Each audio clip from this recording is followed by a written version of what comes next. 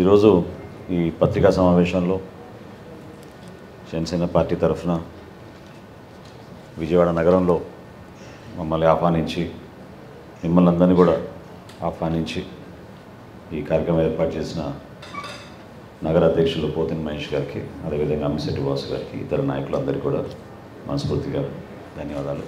పత్రికా విలేకరులకు, పాత్రికేయులకు అందరికీ కూడా మనస్ఫూర్తిగా మీకు నమస్కారాలు. ప్రత్యేక పరిస్థితుల్లో ఈ రోజున ఈ ప్రెస్ కాన్ఫరెన్స్ విజయవాడ నగరంలో ఏర్పాటు చేయడం జరుగుతోంది. నార్మల్గా మంగళగిరిలో ఉన్న పార్టీ కేంద్ర కార్యాలయంలో అనేక అంశాలపైన ఈ రాష్ట్ర ప్రభుత్వాన్ని దృష్టికి తీసుకెళ్ళడానికి, ప్రజలు ఎదుర్కొంటున్న సమస్యలపైన నిరంతరంగా మేము ప్రెస్ కాన్ఫరెన్స్లు ఏర్పాటు చేస్తూ అనేక స్కాముల గురించి ఎండగడుతూనే ఉన్నాం. కానీ ఈరోజు ప్రత్యేకమైన పరిస్థితిలో ఒక కుర్చీ కూడా ఖాళీ పెట్టాం. ఎందుకంటే రాష్ట్రంలో ఉన్న రాజకీయ పరిస్థితి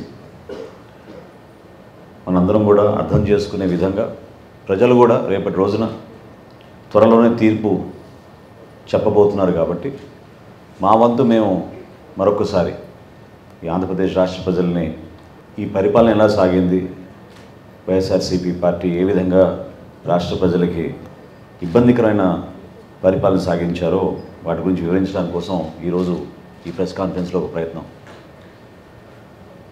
3 రోజుల క్రితం భీమిలిలో వైఎస్ఆర్సీపీ ప్రాంతీయ సమావేశం ఏర్పాటు చేసుకొని అక్కడ రాజకీయ అంశాలు ప్రస్తావించడం సహజంగానే ఏ పార్టీ అయినా సరే ఇటువంటి కార్యక్రమాలు చేస్తూనే ఉంటారు ఎన్నికల ముందు. కానీ ఒక ప్రాంతీయ సదస్సు ఏర్పాటు చేసినప్పుడు మనందరం గర్వంగా ఆ ప్రాంతానికి చెందిన కళాకారులు కానివ్వండి, అక్కడున్న సంస్కృతిని కానివ్వండి, సాంప్రదాయాలను కానివ్వండి, వీటిని ప్రతిబింబించే విధంగా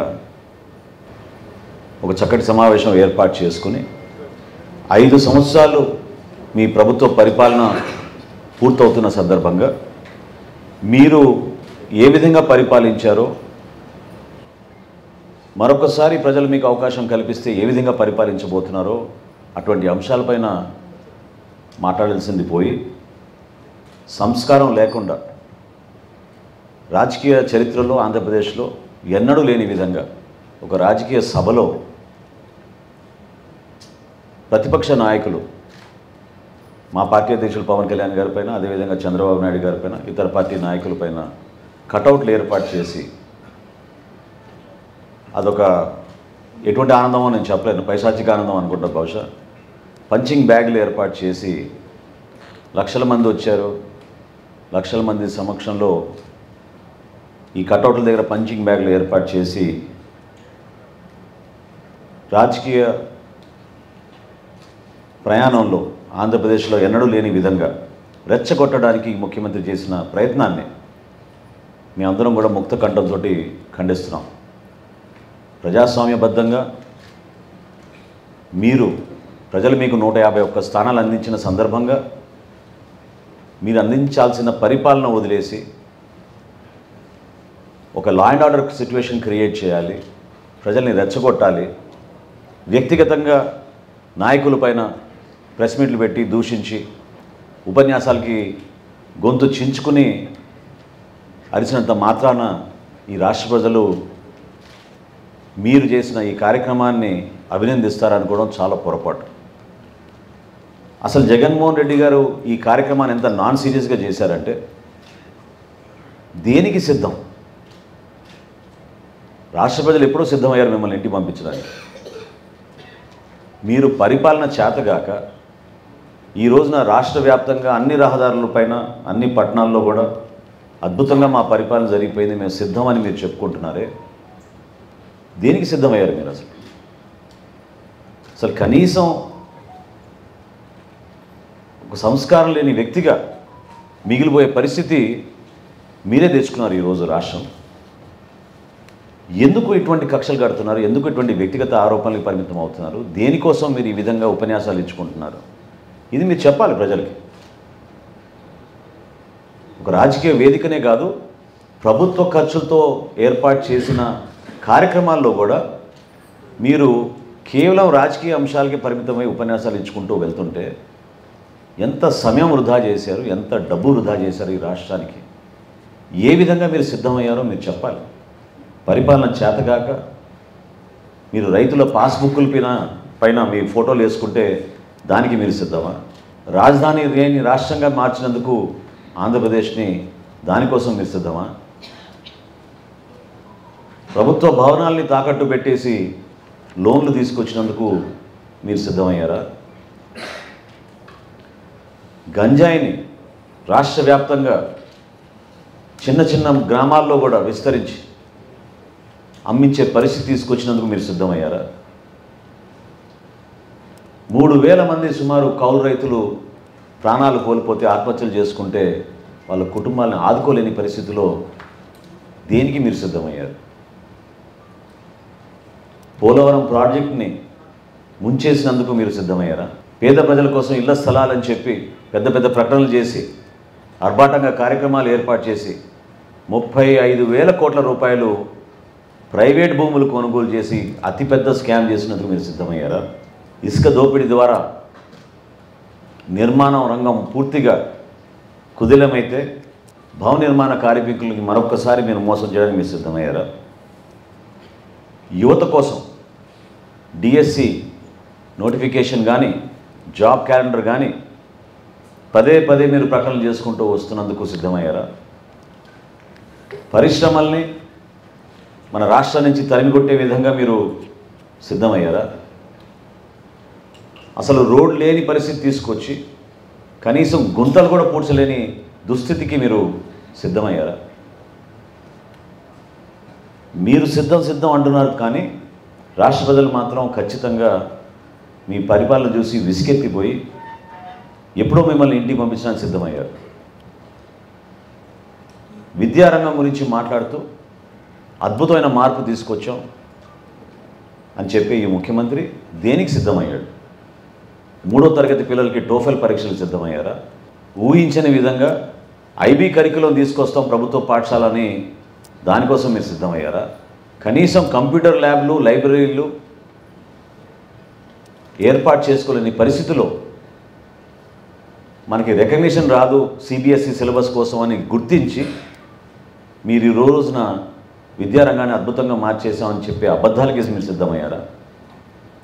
చివరికి ఏ విధంగా మీరు కంప్యూటరైజ్ చేసి రాష్ట్ర ప్రజలకి, మన చదువుకున్న బిడ్డలకి మీరు ఉపయోగపడతారంటే బహుశా మరొకసారి టోఫెల్ పరీక్షలు రాయడానికో, ఐబీ పరీక్షలు రాయడానికో, లేదా అటు ఇటు చూసి చివరికి బీకామ్ లాంటి పరీక్షలు రాయడానికో మీరు సిద్ధమయ్యారా? చెప్పాలి.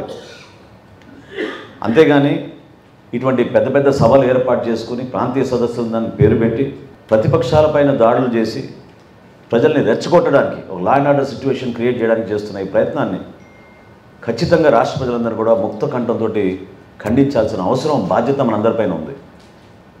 ప్రజాస్వామ్యబద్ధంగా మీరు రండి, మేము ఎప్పుడో సిద్ధం. జనసేన పార్టీ మేము ఎప్పుడో చెప్పాం, ప్రజల దగ్గరికి వెళ్ళి తేల్చుకుందాం. ప్రజలు అంతిమంగా నిర్ణయిస్తారు. వాళ్ళు నిర్ణయించే విధానాన్ని మనం గౌరవించాలి, వాళ్ళ ఆలోచనని మనం గౌరవించాలి. అది కాస్త మీరు మర్చిపోయి కేవలం ఉపన్యాసాలకి పరిమితమై రెచ్చగొట్టడానికి మీరు చేస్తున్న ప్రయత్నాన్ని మనందరం కూడా ఖండించాలి. దీంతోపాటు ఈ రోజున ఒక ముఖ్యమైన అంశం, చాలా రోజుల నుంచి మేము ప్రభుత్వంలో జరుగుతున్న అనేక అవినీతి కార్యక్రమాల గురించి చాలా లోతుగా అధ్యయనం చేసి సమాచారం తెప్పించుకుని ప్రజలకు అర్థమయ్యే విధంగా జనసేన పార్టీ నుంచి మేము ఒక ప్రయత్నం చేస్తూనే ఉన్నాం. అనేక అంశాలపైన మేము స్కామ్లన్నీ కూడా ఎండగట్టాం. కానీ ఈరోజు మీకు చెప్పే సమాచారం అసలు ఊహించలేని సమాచారం. నిజంగానే ఒక ప్రభుత్వంలో ఈ విధంగా జరుగుతుందా అనే అనుమానం ఖచ్చితంగా మీకే వస్తుంది. కానీ ఇది జరిగింది, జరుగుతోంది. గత 4 సంవత్సరాల నుంచి ఆంధ్రప్రదేశ్ ప్రభుత్వం జగన్మోహన్ రెడ్డి గారి నాయకత్వంలో కేవలం మేము 1,72,000 కోట్ల రూపాయలు అప్పులు చేశామని చెప్పుకుంటూ వస్తున్నారు. కానీ ఈ ప్రభుత్వం 1,72,000 కోట్లు అప్పు చేసింది వాస్తవమైతే, దాంతో పాటు ఇంకొక 91,253 కోట్ల 29 లక్షల అప్పు చేశారు. దానికి లెక్క తేలడం లేదు. ఇది ఎప్పుడు బయటపడింది? ఫిబ్రవరి 2వ తారీఖు నుంచి మనకి శాసనసభ సమావేశాలు, చివరి బడ్జెట్ సమావేశాలు సిద్ధమవుతున్న సందర్భంగా అధికారులు ఈ లెక్క తేల్చలేక రాష్ట్ర ప్రభుత్వం ఎటుపోతుందో అనే అయోమయంలో ఎవరికి అర్థం కాని పరిస్థితిలో ఈ రోజున ఈ లెక్క బయటపడింది. 91,253 కోట్ల రూపాయలు జగన్మోహన్ రెడ్డి గారి ప్రభుత్వం ఏ విధంగా ఉపయోగించింది, ఎక్కడికి తరలించింది, డబ్బు ఎక్కడ పోయింది ఎవరికి అర్థం కావడం లేదు. దీనికి ఒక కొత్త పదం పెట్టారు. అంటే దాదాపు ప్రపంచవ్యాప్తంగా ఒక 3,500 ప్రభుత్వాలు ఉన్నాయి, రాష్ట్ర ప్రభుత్వాలు, కేంద్ర ప్రభుత్వాలు. కానీ కేవలం జగన్మోహన్ రెడ్డి గారి ప్రభుత్వం రివర్స్ టెండరింగ్ అని ఎట్లా తీసుకొచ్చారో దీనికి కూడా కొత్త పదం రివర్స్ బారోయింగ్ అని తీసుకొచ్చారు. చాలా విచిత్రంగా ఉంది ఈ పదం. ఈ కొత్త విధానాన్ని తీసుకొచ్చి రాష్ట్ర ప్రజలకి తెలియకుండా ఈ లెక్కలు దాచడానికి వాళ్ళు చేసిన ప్రయత్నం ఈరోజు బట్టబయలైంది. 91,253 కోట్ల రూపాయల 29 లక్షల రూపాయలు లెక్కల్లో రాకుండా చేశారు. నేను మీకు సంవత్సరాల వారీగా లెక్క చెప్తాను, కొంచెం దయచేసి ఓపికగా మీరు వింటే బాగుంటుంది. 2019-20లో వీళ్ళు చూపించిన లెక్క 39,371 కోట్ల రూపాయలు, 56 లక్షలు. కానీ వీళ్ళు రివర్స్ చేసింది 17,391 కోట్ల రూపాయలు, 43 లక్షల రూపాయలు. అంటే టోటల్ ఆ సంవత్సరంలో వీళ్ళు చేసిన బారోయింగ్స్ 56,762 కోట్ల రూపాయలు అయితే వాళ్ళు చూపించింది కేవలం 39,000 కోట్ల రూపాయలు. అదేవిధంగా 2020-21లో వాళ్ళు చూపించింది 55,167 కోట్ల 51 లక్షలు. కానీ వాస్తవంగా రివర్స్ బారోయింగ్ చేసింది మరొక 30,764 కోట్ల రూపాయలు. అంటే ఆ సంవత్సరంలో బడ్జెట్ ఎస్టిమేట్లు వాళ్ళు చేసింది 48,000 కోట్ల రూపాయలు అయితే యాక్చువల్ బారోయింగ్స్ వాళ్ళు చేసింది 85,930 కోట్ల రూపాయలు. ఏ విధంగా సమాచారం అందకుండా వీళ్ళు చేస్తున్నారో మీరు చూడండి ఒక ప్రయత్నం. 2021-22 ఇది కోవిడ్ సంవత్సరం. ఈ సంవత్సరంలో వాళ్ళు చూపించింది 25,112 కోట్ల 74 లక్షలు. రివర్స్ చేసింది 33,843 కోట్ల రూపాయల 69 లక్షలు. అంటే బడ్జెట్ ఎస్టిమేట్ ఏమో 37,000 కోట్ల రూపాయలు మేము బారోయింగ్స్ లోన్స్ తీసుకుంటామని చెప్పి వాళ్ళు చివరికి తీసుకుంది ఎంత అంటే 58,856 కోట్ల రూపాయలు. ఈ అంకెలన్నీ కూడా మీకు సమాచారం ఇస్తాం. ఇది కోవిడ్ సంవత్సరంలో రాష్ట్ర ప్రజలపైన అదనంగా ఆ సంవత్సరం 21,000 కోట్ల రూపాయలు ట్యాక్సుల రూపంలో కొత్తగా ఈ ప్రభుత్వం మోపింది. ఆ రోజున కోవిడ్ పరిస్థితుల్లో ఇబ్బంది పడుతూ చితికిపోయి అనేక కుటుంబాలు ఇబ్బంది పడుతుంటే ప్రపంచవ్యాప్తంగా ప్రభుత్వాలందరూ కూడా ఆదుకునే విధంగా చేస్తుంటే మన ప్రభుత్వం మాత్రం 21,000 కోట్ల అదనపు ట్యాక్సెస్ 2021-22 ఆర్థిక సంవత్సరంలో రాష్ట్ర ప్రజలపైన వీళ్ళు మోపారు. 2022-23 సంవత్సరంలో వాళ్ళు చూపించింది 52,508 కోట్ల రూపాయలు. రివర్స్ చేసింది వాళ్ళు 9,253 కోట్ల 90 లక్షల రూపాయలు. అంటే గత సంవత్సరం 61,762 కోట్ల రూపాయలు అప్పులు చేశారు. సహజంగానే మీరు అడగచ్చు ఎక్కడ పోయినాయి డబ్బు అని. ఇప్పుడు జగన్మోహన్ రెడ్డి గారు బుగ్గన గారి దగ్గర డబ్బులు తీసుకుంటే ఒక 10,000 రూపాయలు, సంవత్సరం చివరికి ఒక 5,000 రూపాయలైనా తిరిగి ఇవ్వాలి. లేదా బుగ్గన గారు ఇంకా జగన్మోహన్ రెడ్డి గారి నుంచి డబ్బులు రావని చెప్పి మొత్తం ఆ లోన్ అమౌంట్ అంతా రైట్ ఆఫ్ అనేది చేయాలి. అది కాలేదు, ఇది కాలేదు. పోనీ మీరు ఎక్కడైనా ప్రాజెక్టులు నిర్మాణం చేశారా? పోనీ ఏమైనా పథకాలకి మీరు డబ్బు మళ్లించారా? దానికి సమాధానం లేదు. పోనీ కనీసం కాంట్రాక్టర్లకి మీరు డబ్బులు మాకు చెల్లించారా? దానికి కూడా ఇక్కడ సమాచారం లేదు. ఈ డబ్బంతా కేవలం ఇంకా ఆశ్చర్యం ఏంటంటే ఒక్క సంవత్సరం 2021-22లో ఒక నెలలోనే 25,918 కోట్ల రూపాయలు రివర్స్ బారోయింగ్ ఒకే నెలలో చేశారు. ఈ లెక్కలు బయటికి రాగానే మొన్న బడ్జెట్ ప్రిపరేషన్లో అధికారులందరూ కూడా ఆశ్చర్యపోతున్నాం. అర్థం కాని పరిస్థితి. ఎవరి నాయకత్వంలో జరిగింది?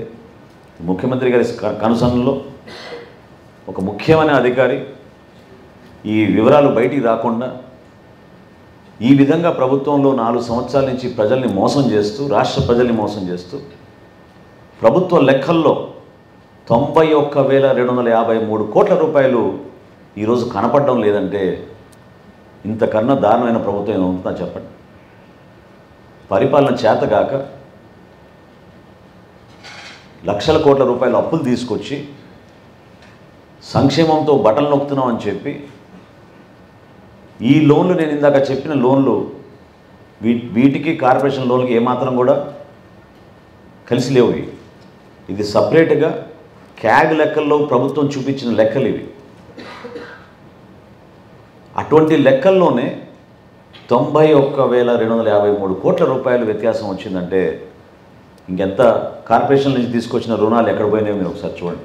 మేము అనేక సందర్భాల్లో ఈ రాష్ట్ర పరిపాలనని కొంతవరకైనా అప్రమత్తం చేయాలి, అధికార యంత్రాంగం మా ప్రెస్ కాన్ఫరెన్స్లు చూసి కొంతవరకైనా భయపడి ఈ పొరపాట్లు జరగకూడదని ఒక ప్రయత్నం చేస్తారని మేము ఆశించాం. కానీ ఈ ప్రభుత్వ కాలం పూర్తవుతున్న సందర్భంలో ముఖ్యమంత్రి గారు కూడా ఎక్కడ కూడా ప్రెస్ కాన్ఫరెన్స్లు పెట్టరు, ఎవరితో కూడా చర్చించరు. అందుకని ఈరోజు ముఖ్య అతిథిగా మేము జగన్మోహన్ రెడ్డి గారిని కూడా మేము ఈ ప్రెస్ కాన్ఫరెన్స్లో మీ ముందు ఒక అద్భుతమైన ఆపర్చునిటీగా మేము భావిస్తున్నాం. ఎందుకంటే మేము ఛాలెంజ్ చేస్తున్నాం, జనసేన పార్టీ నుంచి మేము ఛాలెంజ్ చేస్తున్నాం. మేము సిద్ధం, ముఖ్యమంత్రి గారు సిద్ధమా? ఈ లెక్కలపైన చర్చించడానికి విజయవాడ నగరంలోనే తుమ్మలపల్లి కళాక్షేత్రంలో మనం జర్నలిస్టుల ముందు మనం కూర్చుందాం. ఈ రాష్ట్ర ప్రభుత్వం చేసిన అవకతవకలు, అవినీతి కార్యక్రమాలు, ఈ 5 సంవత్సరాల్లో వాళ్ళు ఏ విధంగా ప్రజల్ని మోసం చేసి, లెక్కలు తారుమారు చేసి ఈ రోజున అభాసుపాలు అవుతున్నామో మీరందరూ కూడా గమనించాలి. ఏషియన్ ఇన్ఫ్రాస్ట్రక్చర్ ఇన్వెస్ట్మెంట్ బ్యాంక్ మన రాష్ట్ర ప్రభుత్వాన్ని బ్లాక్ లిస్ట్ చేసింది. బ్రిక్స్ బ్యాంక్ మన రాష్ట్ర ప్రభుత్వాన్ని బ్లాక్ లిస్ట్ చేసింది. వీళ్ళు వ్యవహరిస్తున్న తీరు, వీళ్ళు ముఖ్యమంత్రి గారి ఆధ్వర్యంలో జరుగుతున్న ఈ పరిపాలన రాష్ట్ర ప్రజలకి సమాధానం చెప్పాలి, ఒక చర్చకు రావాలి. మేము ఆహ్వానిస్తున్నాం. సంస్కారంతో, మర్యాదతోటి జగన్మోహన్ రెడ్డి గారిని మేము ఆహ్వానిస్తున్నాం. ఒక చక్కటి వేదిక ఏర్పాటు చేసుకుందాం, రండి మాట్లాడదాం. ఇది రాష్ట్ర భవిష్యత్తు గురించి మేము మాట్లాడుతున్నాం. రాష్ట్ర ప్రయోజనాల కోసం, రాష్ట్ర ప్రజల కోసం మనం చర్చించుకుందాం. ఎందుకు మీరు అనవసరంగా గొంతు చించుకునే విధంగా ఉపన్యాసాలు ఇచ్చి సంస్కారం లేకుండా ప్రతిపక్షాలపైన మీరు దాడులు చేసుకుంటూ వెళ్తే, ప్రజల్ని కూడా రెచ్చగొట్టి దాడులు చేయమని మీరు ప్రోత్సహిస్తూ ఉంటే అది ఎంతవరకు సబబు చెప్పండి. నా రాజకీయ ప్రస్థానంలో నేను ఎప్పుడు చూడలేదు ఇటువంటి సభలు. నాకు చాలా ఆశ్చర్యం కలిగించి ఆవేదనతోటి ఈ రోజున ఇటువంటి సభ ఏర్పాటు చేసి రాష్ట్ర ప్రజలకు తెలియాలనే ఒక ప్రయత్నం ద్వారా జనసేన పార్టీ నుంచి మేము చేస్తున్నాం. ఎప్పుడు కూడా మా పార్టీ అధ్యక్షులు పవన్ కళ్యాణ్ గారు వ్యక్తిగత ఆరోపణల గురించి, వ్యక్తుల పైన ప్రత్యేకంగా మాట్లాడాల్సిన సందర్భాలు ఎప్పుడు చెయ్యం. మేము నిలబడేది అంశాల వారీగా మనం మాట్లాడదాం. మేము అందించే సమాచారం మీకు ఉపయోగపడితే ఈ రాష్ట్ర ప్రభుత్వంలో కొంతవరకు పరిపాలన ఇంకా మెరుగవుతుందని మేము కోరుకుంటాం. అంతేగాని అసలు ఊహించలేని విధంగా నేను గతంలో అనేక శాఖలపైన నేను ప్రెస్ మీట్లు పెట్టి చెప్పాను మీకు. ఏ విధంగా వీళ్ళు ల్యాండ్ అలాట్మెంట్లు చేశారు, ఏ విధంగా వీళ్ళు యానిమల్ హస్బెండరీ డిపార్ట్మెంట్లో పాల ఉత్పత్తి కోసం వీళ్ళు మోసం చేసి గేదెలు కొన్నామని చెప్పారు, ఏ విధంగా వీళ్ళు భూసేకరణ చేసి 35,000 కోట్ల రూపాయల అవినీతి జరిగిందో దానికి మా పార్టీ అధ్యక్షుడు పవన్ కళ్యాణ్ గారు ప్రధానమంత్రి గారికి ఉత్తరం రాశారు. అదేవిధంగా ఈరోజు మీకు చెప్పిన ఈ లెక్కలు మేము క్యాగ్ని డిమాండ్ చేస్తున్నాం. దీనిపైన ఎంక్వైరీ జరపాలి. రాష్ట్ర ప్రభుత్వం కూడా 4 రోజుల్లో శాసనసభ సమావేశాలు, చివరి శాసనసభ సమావేశాలు ఈ ప్రభుత్వానికి ప్రారంభమవుతున్నాయి. కాబట్టి ఈ బడ్జెట్ సమావేశంలో ఖచ్చితంగా ఈ ప్రభుత్వం, ముఖ్యమంత్రి గారు వీటిపైన సమగ్రమైన విచారణ జరిపి ఈ లెక్కల్ని తేల్చాల్సిన అవసరం డెఫినెట్గా ఉంది. ఇది ఆర్థిక శాఖ ద్వారా తీసుకున్న రుణాలేనండి, కార్పొరేషన్ ద్వారా కాదు. లెక్కలు మిస్ అయినాయి. వాళ్ళు చూపించేది 1,72,000 కోట్ల రూపాయలు, కానీ ఇది వాస్తవం. 91,000 అదనంగా వీళ్ళు తీసుకున్నది రివర్స్ బారోయింగ్ అనే ఒక కొత్త పదం తీసుకొచ్చి ప్రతి సంవత్సరం దాంట్లో డైవర్ట్ చేసేసి వీళ్ళు 1,72,000 crores చూపించారు. వాస్తవంగా ఏంటంటే 2,69,000 crores. సో ఈ రివర్స్ బారోయింగ్ అనే పదం, ఈ డబ్బు ఎక్కడ పోయింది? మీరు రైట్ ఆఫ్ చేశారా, రీపే చేశారా, ఇంకేమైనా అడ్జస్ట్మెంట్ చేశారా, లేకపోతే కొంతమంది కాంట్రాక్టర్లకి మీరు బిల్స్ ఇచ్చారా, పథకాల కోసం వాడారా? ఈ లెక్క ఎవరిదో తేలడం లేదు. ఎట్లా అంటున్నానంటే ప్రభుత్వం చెప్పిన లెక్కల్లో వాళ్ళు repayments and borrowings including interest వాళ్ళు పే చేసింది 87,000 కోట్ల రూపాయలని చెప్తున్నారు. ఈ లెక్క తేలలేదు. మేము సిద్ధం, చర్చకు మేము సిద్ధం.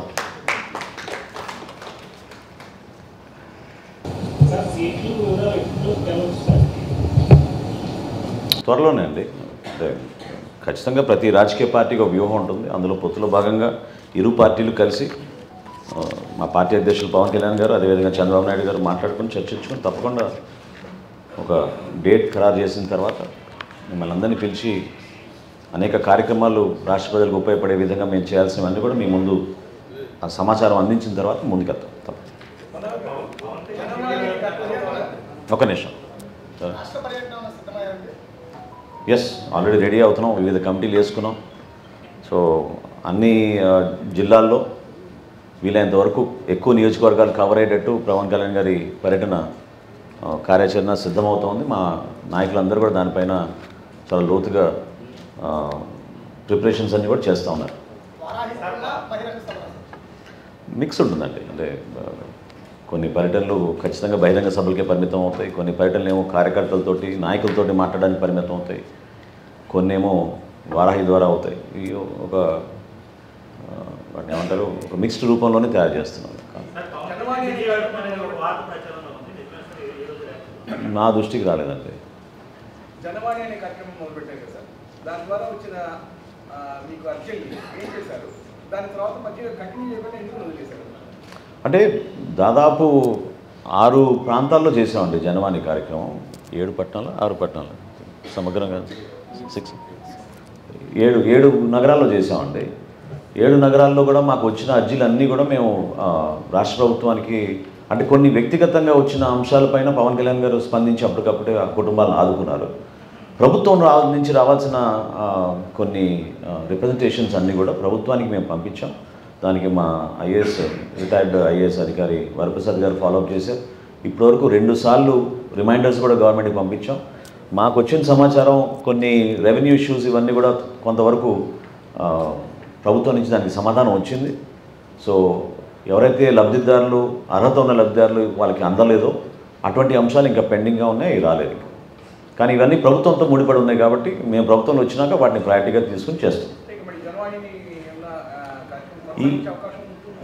ఈ సందర్భంలో జనవాణి అనేది మేము ఆలోచించడం లేదండి. కేవలం ఇప్పుడు ఎలక్షన్ వాతావరణంలో ఎలక్షన్ గురించి, అదేవిధంగా మేనిఫెస్టో గురించి, ప్రజల్లోకి తీసుకెళ్లాల్సిన అంశాల గురించి వాటిపైన మేము ఎక్కువగా దృష్టి సారించాం.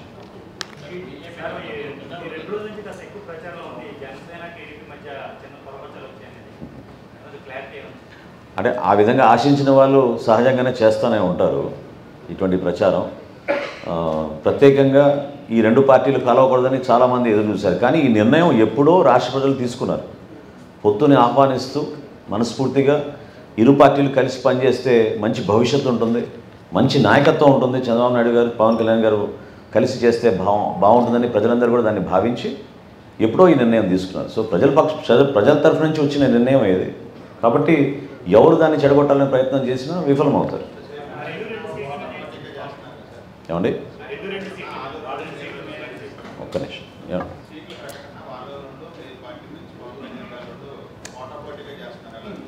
అదే అంటే see we're as a political party we're independent. So ఖచ్చితంగా మా నాయకుల మనోభావాలు, మా కార్యకర్తల మనోభావాలను దృష్టిలో పెట్టుకొని మా పార్టీ అధ్యక్షులు పవన్ కళ్యాణ్ గారు కరెక్ట్గా రియాక్ట్ అవుతారు. సో సహజం అది. ఏమండి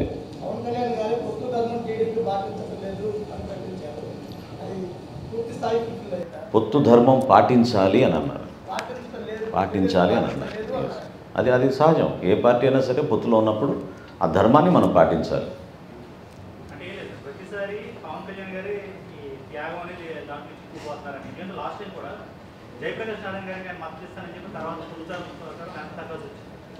ఇప్పుడు కూడా మండపేట ప్రాంతాల్లో మధ్యపట్ల ప్రాంతాల్లో జనసేన చాలా బలంగా ఉంది. అక్కడ కూడా సీట్లు వేరే వాళ్ళు ప్రకటిస్తున్నారు. అది మీకు ఖచ్చితంగా దెబ్బ చేసే ప్రయత్నం లేదు. అంటే పూర్తి సమాచారం బయటికి రాకుండా మీరు కానీ నేను కానీ మాట్లాడడం అది కరెక్ట్ కాదండి. కొంచెం ఓపిక పట్టండి. వారం 10 రోజుల్లో అంత స్పష్టంగా సమాచారం వచ్చిన తర్వాత మీరు ఆ విధంగా విశ్లేషణ చేస్తే బాగుంటుంది. కానీ మనం తొందరపడాల్సిన అవసరం ఉందని నేను అనుకోవడం లేదు. ఎస్ సార్, చెప్పండి. ఒక ఎమ్మెల్యే రాజీనామా చేస్తే 3 సంవత్సరాలు తీసుకున్నటువంటి సమయం శాసనసభ 4 ఎమ్మెల్యేలకు ఇచ్చిన నోటీసుల మీద కేవలం 30 రోజులు అడిగితే ఇవ్వకపోవడానికి కారణం ఏంటని ఒక మాజీ స్పీకర్గా మీరు ఏమంటారు? అంటే శాసనసభాపతికి రాజ్యాంగంలో 10th షెడ్యూల్లో ఇచ్చిన విస్తృత అధికారాన్ని ఎథికల్గా ఒక్కొక్క సందర్భంలో రాజకీయ ఒత్తిళ్లు ఉన్నా కూడా శాసనసభ గౌరవాన్ని, ఆ వ్యవస్థని కాపాడే విధంగా మనం పనిచేస్తే ఆ గౌరవం ఇంకా పెంచినట్టు ఉంటుంది.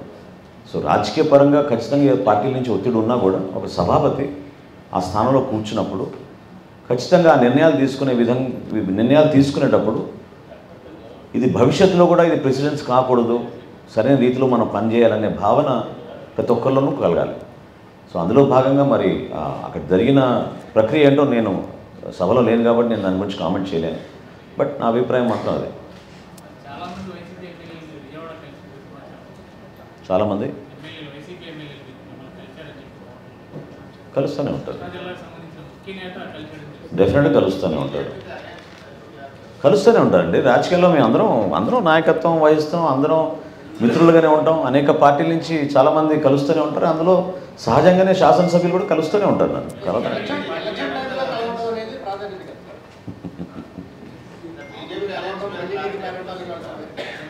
This is the season for full time politics. So ఖచ్చితంగా ఈ టైంలో అందరు కలుస్తూనే ఉంటారండి.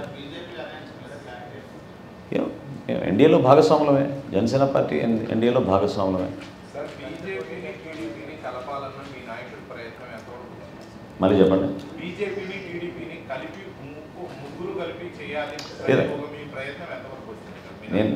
నేను ఇంతకుముందు కూడా చెప్పానండి. As a political party we're independent, we have our own opinions and views, and మాకు కొన్ని ప్రిన్సిపల్స్ ఉంటాయి. ఆ సిద్ధాంతాలకు కట్టుబడి దానిలో మేమందరం కూడా పనిచేసుకుంటాం మా పార్టీ అధ్యక్షులు పవన్ కళ్యాణ్ గారి ఆదేశాల మీద. సో డెఫినెట్గా ఆయన తీసుకునే నిర్ణయాలకి మేము అందరం కట్టుబడి ఉంటాం. ప్రయత్నం అంటే రాష్ట్ర ప్రజల శ్రేయస్సును దృష్టిలో పెట్టుకుని ఆయన చేసిన ప్రయత్నం అది. ఎందుకంటే తప్పకుండా మనకి కేంద్ర ప్రభుత్వం నుంచి సహాయం అందాలి. మనం చాలా నలిగిపోతున్నాం, ఆర్థికంగా వెనకబడిపోయాం, మన రాష్ట్రానికి మేలు జరగాలి. సో భారతీయ జనతా పార్టీ కూడా ఇందులో ఉంటే పార్ట్ ఆఫ్ ఇట్ తప్పకుండా మనకు ఉపయోగపడుతుందనే ఆలోచనతోటి పవన్ కళ్యాణ్ గారు అనేక సందర్భాల్లో అది వ్యక్తపరిచారు.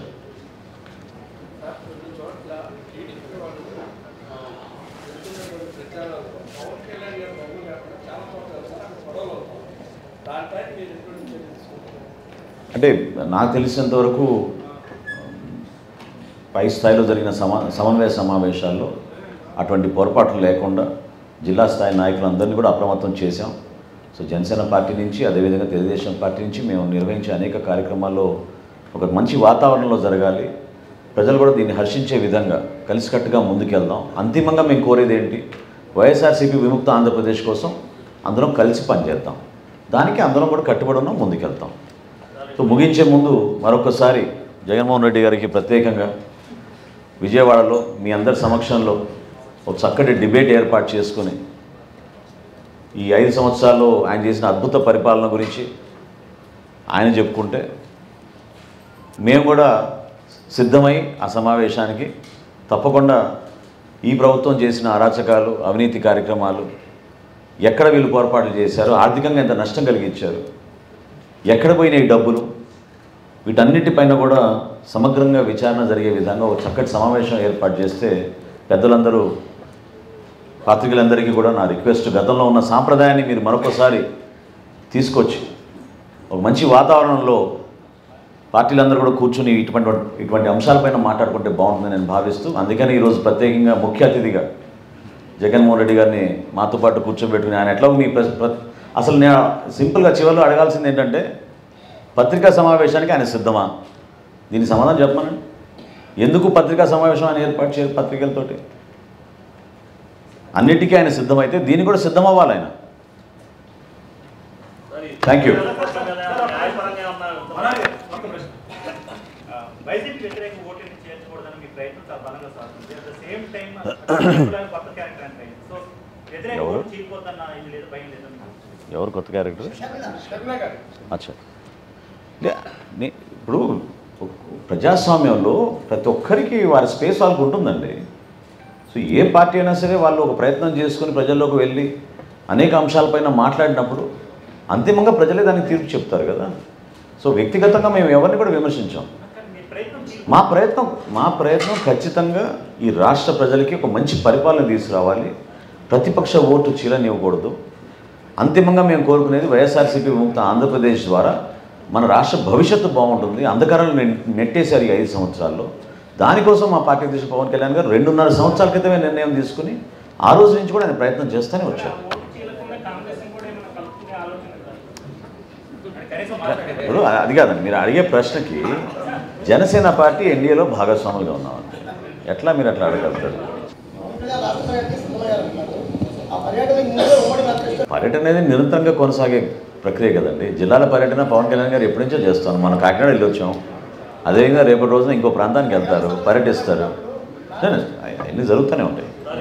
నో స్పెసిఫిక్ డేట్, జరుగుతూనే ఉంటాయి. ఎస్,